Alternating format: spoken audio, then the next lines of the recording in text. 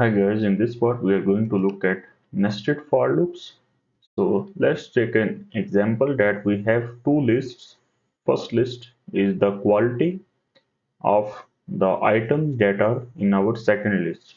So just say that quality variable and assign a list and just say red and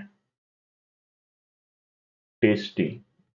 And then we have another list with fruits, and here we have apple and cherry.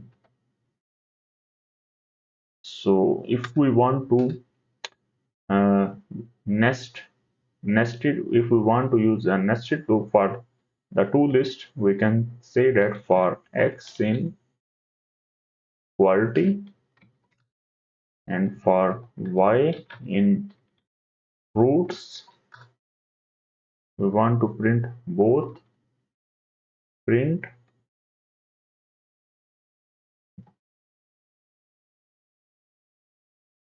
x and y. And now if I run that code,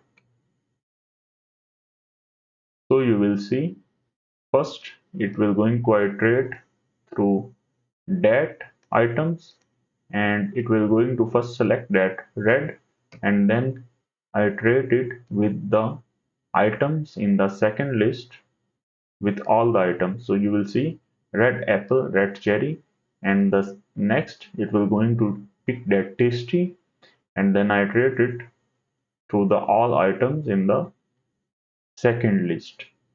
So that's how nested for loop works. And another thing I have to mention there, if you don't have to put a condition there or get a result there, you just simply use a pause keyword to just use as a placeholder if to if, so that you don't get an error there. You can use it anywhere, like in functions that we are going to discuss in future, and like if you have a for x in fruits and don't want to put a condition yet, you can just simply say pause as a keyword. It's a placeholder, so you will don't get an error, and you can do your other stuff if you have some other files there, and then go back there and just use a logic there. So that's it guys for this video.